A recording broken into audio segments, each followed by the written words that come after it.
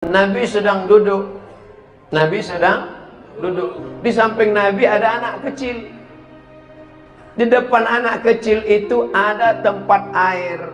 Kalau tempat saya, tempat air itu namanya ceret. Di sini apa namanya? Teko. Terserahlah. Apa namanya? Pokoknya tempat air.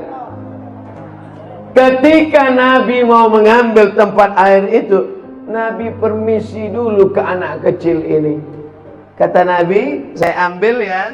Kata anak kecil itu, silakan ya Rasulullah. Apa maknanya? Akhlak Rasulullah SAW menganggap orang ada, melihat orang nyata. Manusia ini perlu dihormati keberadaannya. Jangan sampai menganggap orang ini nggak ada. Makanya saya kalau lewat di depan adik-adik, kawan-kawan, sahabat-sahabat, saya gini kan. Mereka itu ada, cuman mau disalami satu-satu waktu nggak cukup. Baik Bu, sehat ya. Ini kadang banyak juga orang ini kalau nenek-nenek, kalau anak gadis sehat. Anggaplah manusia ini ada.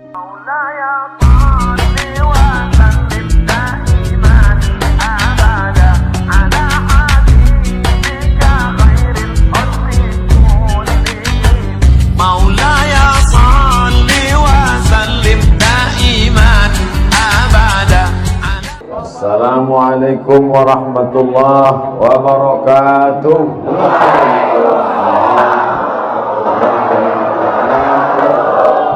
Mudah-mudahan dengan kehadiran para habaib dan ulama, acara kita malam ini diberkahi Allah Subhanahu wa ta'ala. Hadir pada malam hari ini guru-guru kita, para asatiz, tak dapat saya sebutkan satu persatu. Insyaallah semuanya dimuliakan Allah Subhanahu wa ta'ala. Amin ya rabbal alamin. Idza kana hadza kafiran jaa dhammuhu tabbat yadahu fil jahim mukhlida ata annahu fi kulli yawmil itsnain abada yukhaffaf anhu al'adhab masruran bi ahmada fa kayfa billadhi tula umrihi bi ahmada masruran wa mata muwahhida. Kalau di tempat lain saya ceramah, saya baca dulu, saya terjemahkan, baru jamaahnya mengangguk. Di sini belum saya terjemahkan udah mengangguk. Hebatnya luar biasa. Idza kana hadza kafiran jaa dhammuhu. Kalau si kafir Abu Lahab yang sudah jelas dicela Allah Ta'ala, tabbat yadahu fil jahim mukhlida, kekal selama-lamanya dia dalam api neraka. Ata annahu fi kulli yaumil itsnaini abada. Menurut riwayat dia diringankan azabnya setiap hari Senin. Yakhaffaf anhul azabu masruran bi ahmada. Diringankan azabnya karena senang menyambut kelahiran Nabi Muhammad sallallahu alaihi wasallam. Fa kaifa billadzi tula umrihi? Bagaimana dengan orang yang sepanjang umurnya bi ahmada masruran wa mata muwahhida, senang menyambut kelahiran Nabi Muhammad dan mati dalam keadaan bertauhid. Jadi kalau ada orang rajin maulid, ikut maulid, baca maulid, dengar maulid, hadir maulid, tapi tidak sholat, itu nanti masuk neraka tapi ringan setiap hari Senin. Mau apa enggak? Banyak juga yang mau. Ini yang buat syair ini siapa? Al-Hafiz Al-Maqdisi. Al-Maqdisi. Al-Hafiz, kalau disebut kata Al-Hafiz, itu hafal hadis 3000 hadis. Bayangkan itu. Kemarin waktu tanggal 10 Muharram, bapak-bapak puasa enggak?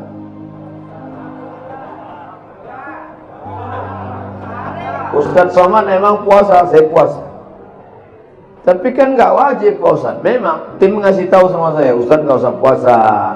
Ustadz kan capek ceramah. Saya bilang memang nggak wajib, tapi yang ngajak kan saya.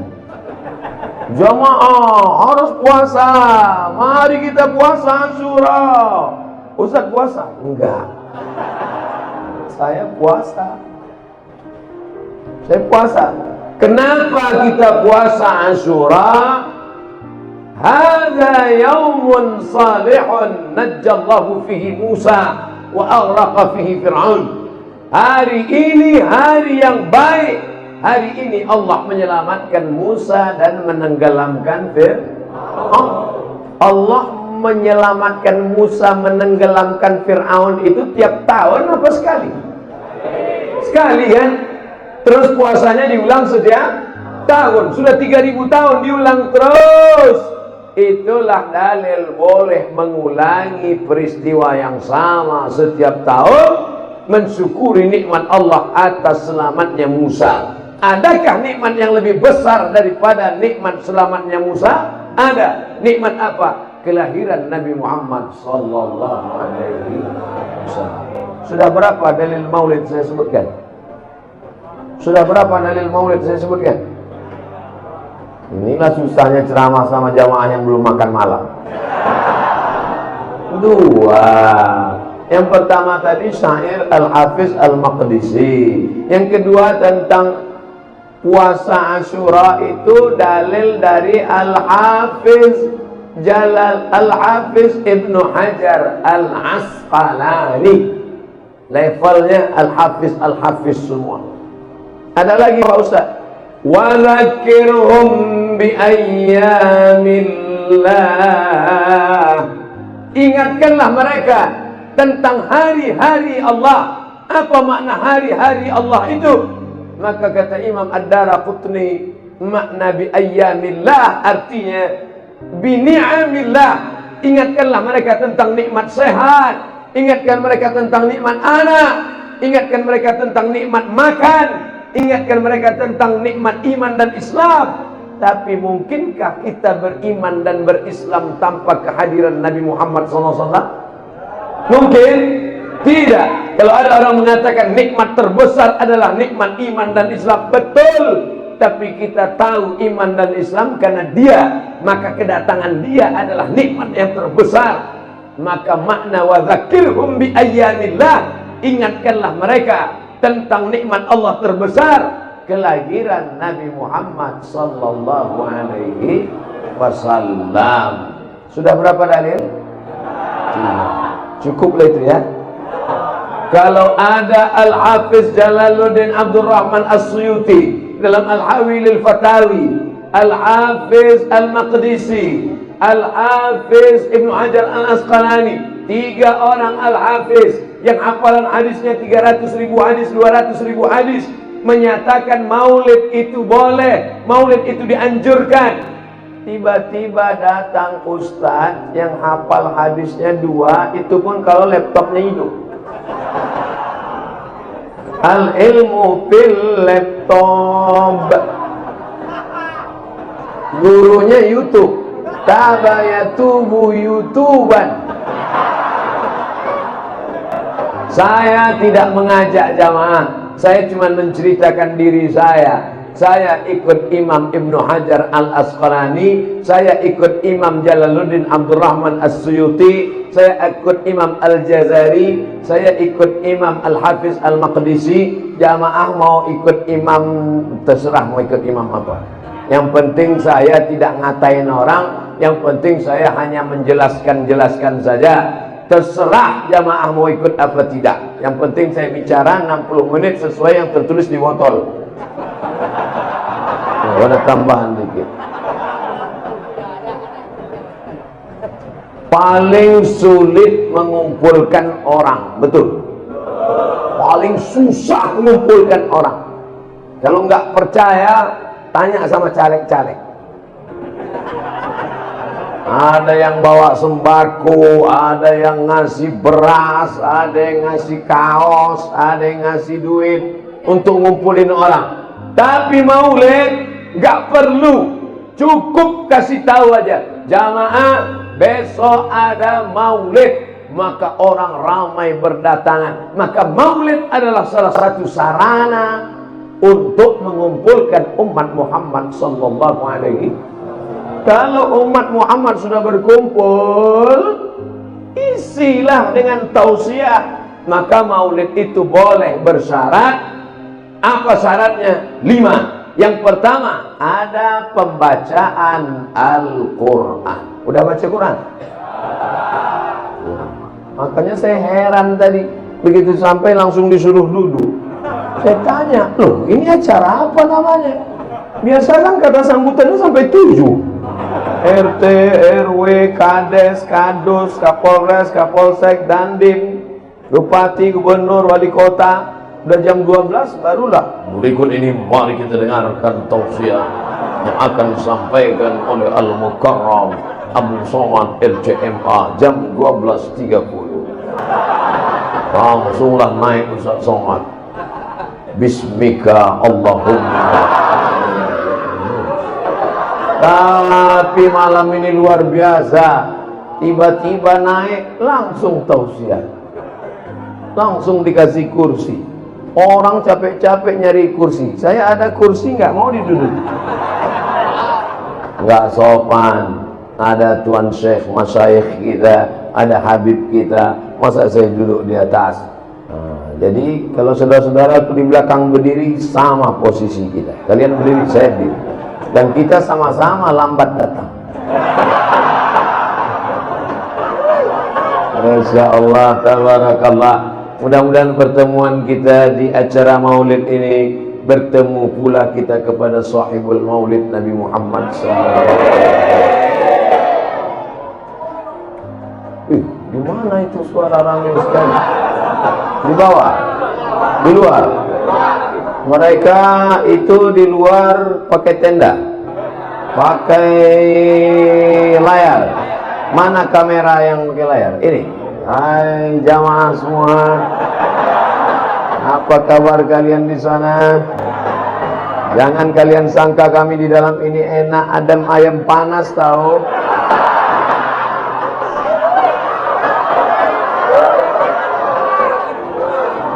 Sedang di dunia saja kalian tak dapat masuk masjid, apalagi di surga. Ustaz jangan ngomong gitu Pak Ustaz, karena surga itu seluas langit dan bumi.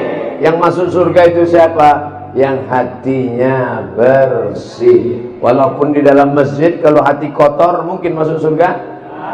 Yauma la yanfa'u malu wala banun. Hari itu tak ada guna harta, hari itu tak ada guna anak, illa man atallah, kecuali orang yang datang menghadap Allah biqalbin salim, hatinya salim. Ya Allah berikanlah kami hati yang salim.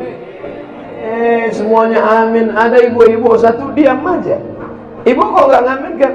Saya sudah dapat salim. Rupanya nama suaminya Bang Salim.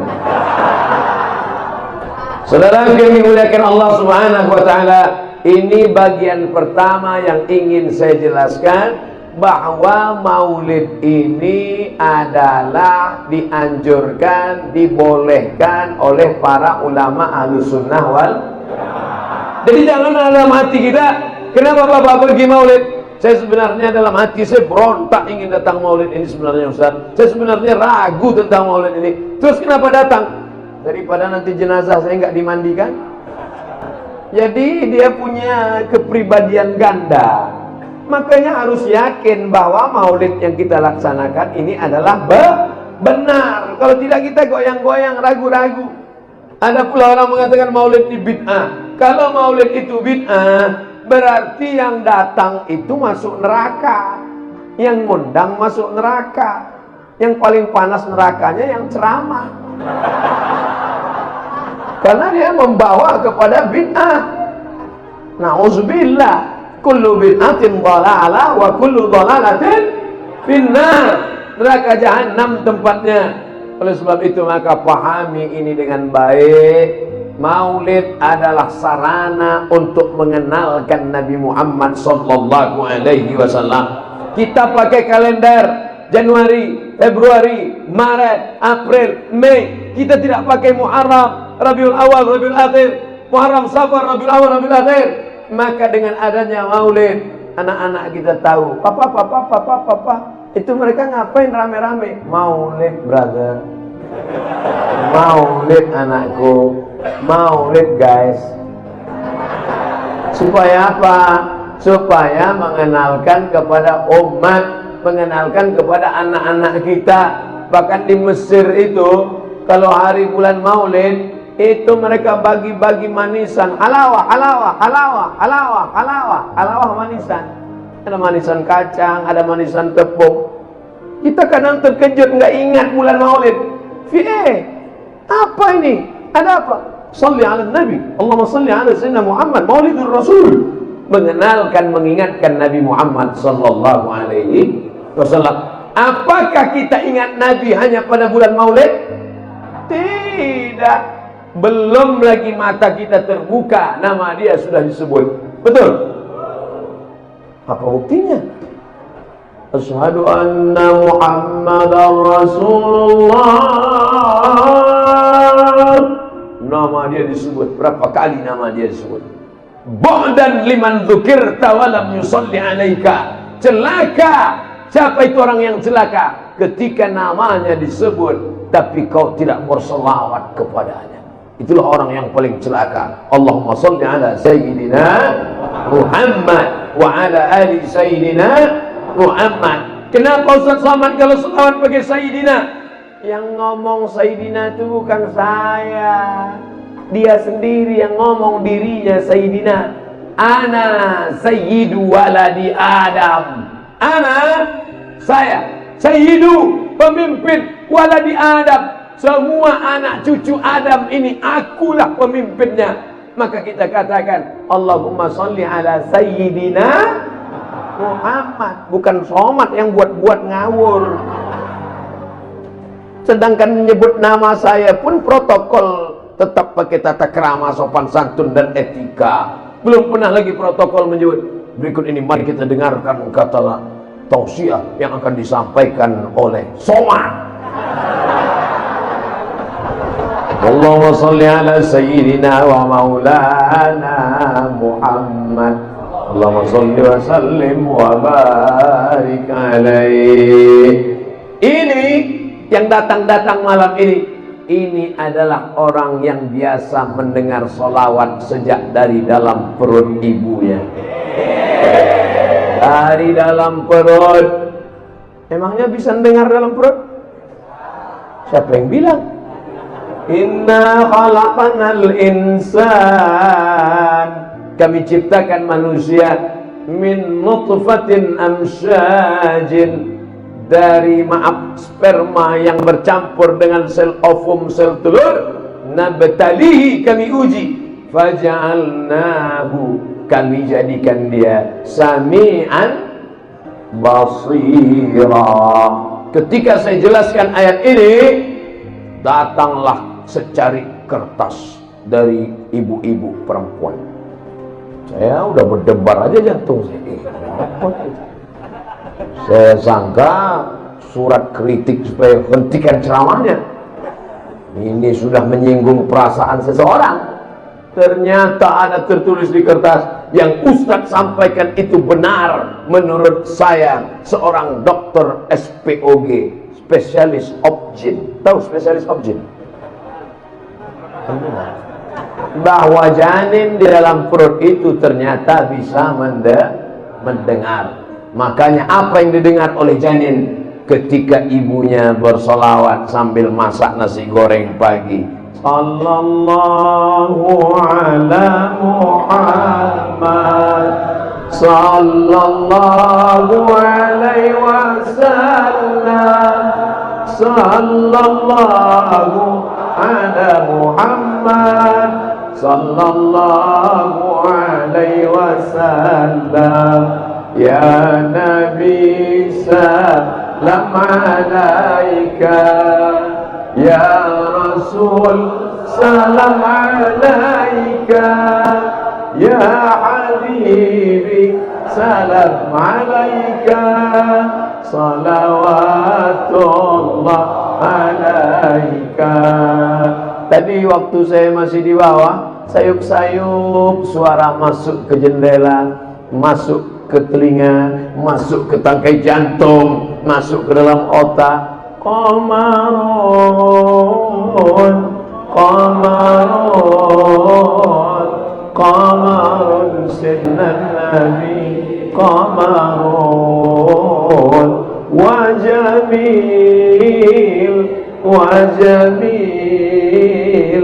وجميل سيدنا النبي وجميل.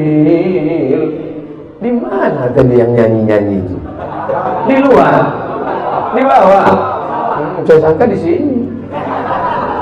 Masya Allah, tabarakallah. Makanya kalau anak-anak muda yang suaranya bagus, kalian bersair-sair, katanya Pak Ustaz melantunkan lagu-lagu itu hukumnya haram. Loh, kok haram? Kira-kira melantunkan Imam Masjidil Haram baca Fatihah itu pakai lagu atau enggak? Pakai irama atau enggak? Pakai irama. Alhamdulillahirabbil alamin Ar-Rahmanir Rahim. Mohon maaf kasetnya agak rusak. Itu pakai irama. Bayangkan kalau baca Fatihah enggak pakai irama. Alhamdulillahirabbil alamin. Mana pakai irama? Syekh Masyari Rashid, Syekh Abdurrahman Sudais, Syekh Hudhaifi, itu semuanya, Syekh Bandar Balila, itu semuanya suka kita mendengarnya. Azan juga demikian. Makanya anak-anakku, adik-adikku yang suaranya bagus, ikut gabungkan diri dengan kelompok hadrah, latihan baca burda, syair Ad-Diyaul Lami, syair Al-Barzanji, syair Ad-Dibai. Apa isi syair-syair itu sebenarnya? Isinya tiga. Yang pertama, pujian-pujian kepada Nabi. Yang kedua, solawat-solawat kepada Nabi. Yang ketiga adalah sejarah Nabi. Maka isinya baik. Kadang masyarakat ini nggak paham, hadir aja. Kira-kira yang nggak paham hadir dapat syafaan apa enggak? Dapat. Datang, duduk, dengar, diam, ngantuk, pulang. Saudara yang dimuliakan Allah Subhanahu wa taala. Yang pertama yang ingin disampaikan Ustaz Abdul Somad adalah bahwa yang kita lakukan ini benar, tidak salah. Yang kedua, bahwa maulid yang dibaca, Quran yang dibaca itu adalah baik karena isinya solawat. Solawat terbagi kepada dua.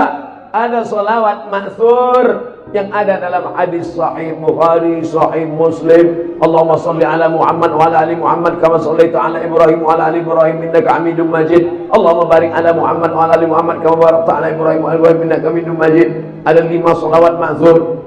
Di mana bisa kami lihat Pak Ustaz? Sahih Bukhari. Kami nggak punya Sahih Bukhari Pak Ustaz. Sudah saya muat dalam buku. Apa namanya? 99 tanya jawab sholat.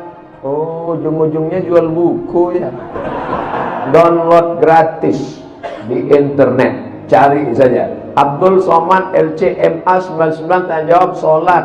Dapat linknya, like and share. Daging. Boleh kami print Ustaz? Boleh. Kami jual? Jangan. Saudara yang dimuliakan Allah Subhanahu wa taala, yang pertama yang kita lakukan ini adalah benar. Yang kedua, membaca maulid adalah bagian dari solawat. Man shalla alayya salatan, siapa yang bersolawat kepadaku 1 kali, sallallahu alaihi biha asyra, Allah balas 10 kebaikan. Wa huttan anhu asyra sayyi'at, ditutupi 10 silap kesalahan. Warufi'at lahu asyara darajat, dinaikkan 10 tingkatan derajat kemuliaan. Mudah-mudahan kita termasuk yang dihapuskan dosa-dosanya, termasuk yang diangkat derajatnya, termasuk orang yang dimuliakan bersama Rasulullah sallallahu alaihi wasallam. Yang ketiga, kita ambil sedikit secuil sejarah Nabi Muhammad sallallahu alaihi wasallam. Menceritakan Nabi dalam 60 menit, 63 tahun diceritakan dalam 60 menit. Bahasa Arabnya mustahil. 60 tahun mau dipres jadi 60 menit. Gimana ceritanya? Oleh sebab itu yang diceritakan Abdul Somad malam ini 0,01% dari sejarah Nabi Muhammad SAW. Makanya kalau ada pengajian Syekh, hadir. Ada pengajian Habib, datang. Ada pengajian Kiai, datang. Pengajian sirah, malam ini tabligh akbar, ramai-ramai datang. Tapi ilmu yang banyak adalah pada pengajian halakoh-halakoh ilmu. Siap menghadiri pengajian para ulama, para kiai, para ustadz, para masyayikh? Janji? Jangan ada dusta di antara kita. Nah, ini poin yang ketiga. Saya ingin bercerita sedikit tentang sejarah Nabi Sallallahu Alaihi Wasallam. Nabi sedang duduk. Nabi sedang duduk. Di samping Nabi ada anak kecil. Di depan anak kecil itu ada tempat air. Kalau tempat saya, tempat air itu namanya ceret. Di sini apa namanya? Teko. Terserahlah. Apa namanya? Pokoknya tempat air. Ketika Nabi mau mengambil tempat air itu, Nabi permisi dulu ke anak kecil ini. Kata Nabi, saya ambil ya. Kata anak kecil itu, silakan ya Rasulullah. Apa maknanya? Akhlak Rasulullah SAW menganggap orang ada, melihat orang nyata. Manusia ini perlu dihormati keberadaannya. Jangan sampai menganggap orang ini nggak ada. Makanya saya kalau lewat di depan adik-adik, kawan-kawan, sahabat-sahabat, saya gini kan. Mereka itu ada, cuman mau disalami satu-satu, waktu nggak cukup. Baik Bu, sehat ya. Ini kadang banyak juga orang ini kalau nenek-nenek, kalau anak gadis sehat. Anggaplah manusia ini ada. Ketika Nabi SAW sampai ke kota Makkah, tahun ke-8 hijrah, pasukan yang dia bawa 10.000 pasukan, lengkap dengan tombak, baju besi dan kuda. Saat itu musuhnya Abu Sufyan sedang menggigil ketakutan. Apakah dianggapnya orang itu tidak ada? Ada. Apa kata Nabi? Man dakhala baita Abi Sufyan fahuwa amin. Siapa yang masuk ke rumah Abu Sufyan, maka dia aman. Buat orang itu ada. Itulah makanya kalau sedang acara, yang saya hormati Bapak Kapolsek, yang saya hormati Bapak dan Ramil, yang saya hormati Bapak Fulan.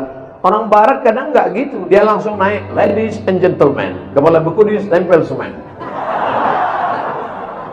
Tapi kita sebut, dan saya karena tidak hafal, takut salah, saya tetap mengatakan para habaib, para alim ulama, para kiai, tokoh masyarakat, insya Allah tak dapat saya sebutkan satu persatu, semuanya dimuliakan Allah Subhanahu wa Ta'ala. Amin. Kata jamaah, hormati orang, anggap keberadaannya, jangan sepelekan dia, karena sekecil apapun orang, dia adalah makhluk ciptaan Allah Subhanahu wa Ta'ala. Jangan pernah menyepelekan manusia. Nampak anak kecil, kau anak kecil nak, dosamu belum ada, langsung dia duduk kan. Nampak orang tua, bapak sudah tua, aku belum pernah tua. Jangan sepele sama orang tua. Mereka pernah muda dan pernah tua. Kita cuma muda, belum jamin sampai tua. Saya lahir 1977, sekarang 2019, umur 24. Masih muda. Banyak yang nggak setuju. Ya nggak apa-apa. Yang megang mikrofon saya. Saudara yang dimuliakan Allah Subhanahu wa Ta'ala. Nampak mu'alaf, baru masuk Islam. Memang kau baru belajar sholat, doa belum bisa, tapi dosamu nol, saudaraku.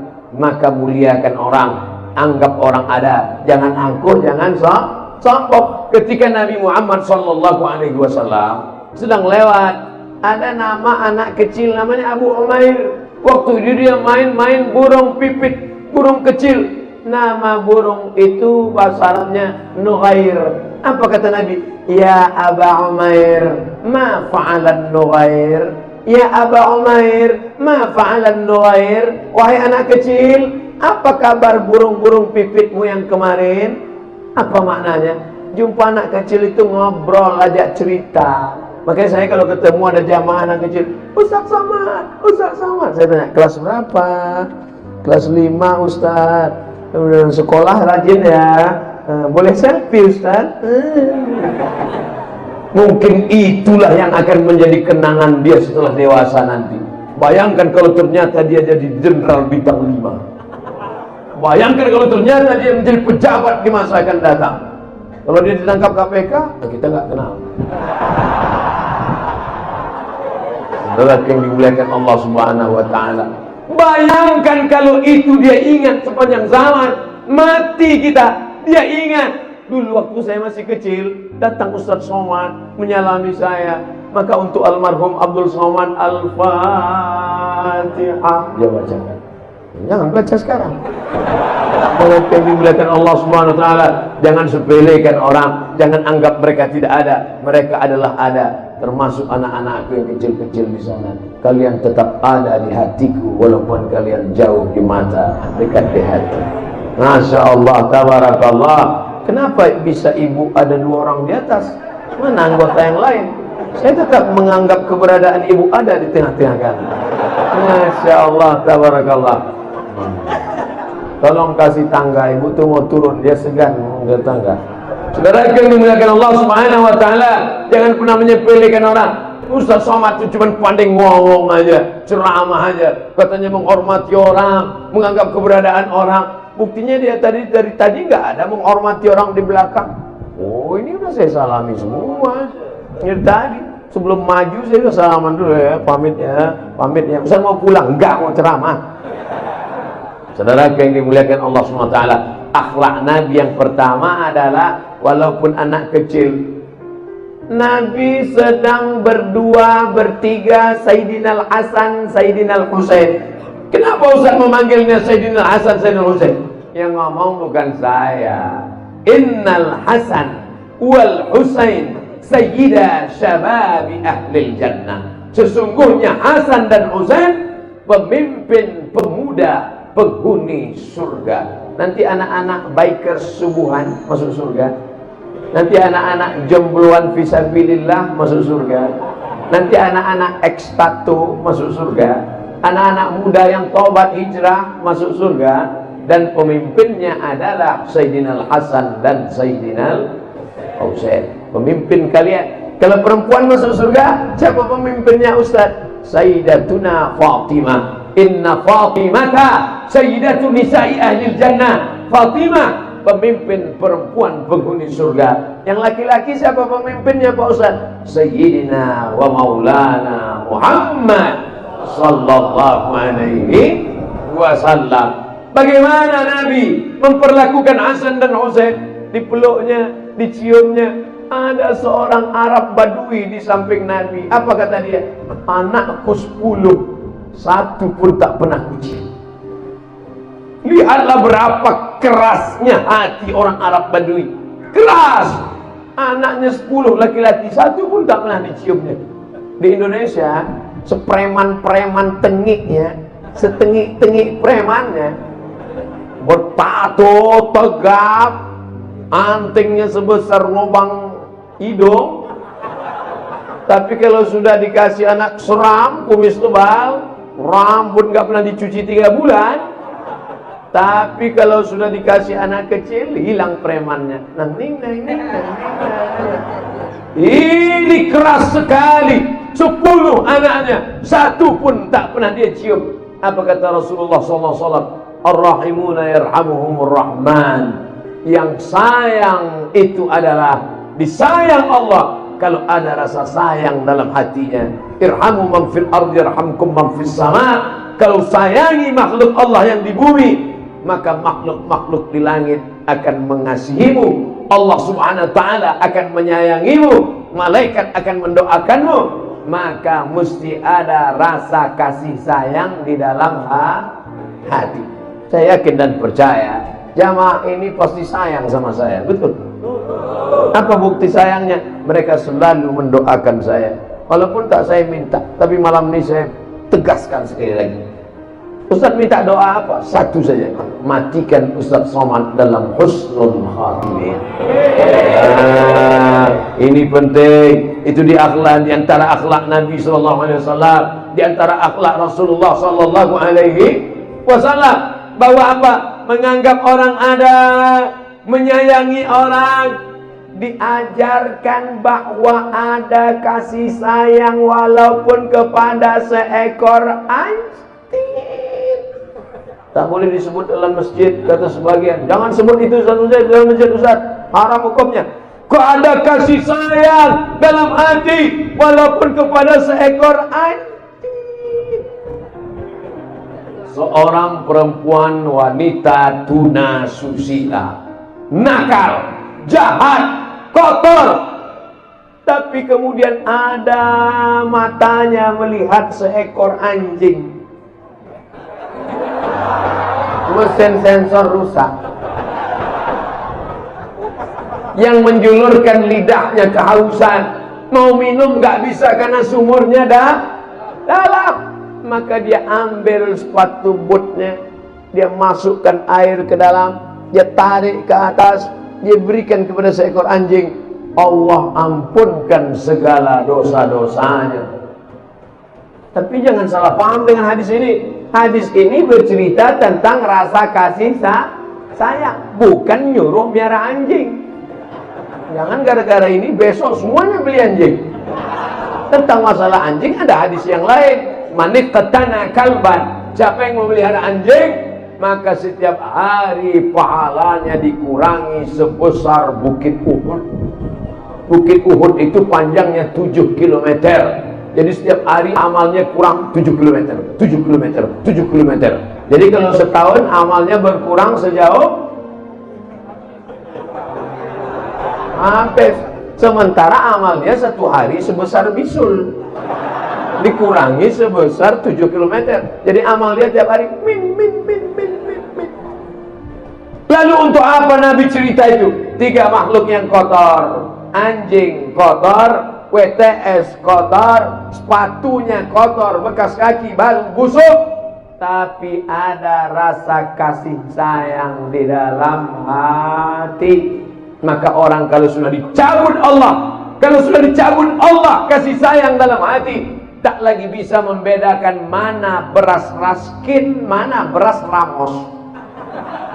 Kalau orang sudah dicabut rasa kasih sayang dalam hati, tak lagi bisa membedakan mana anak kandung, mana anak manusia.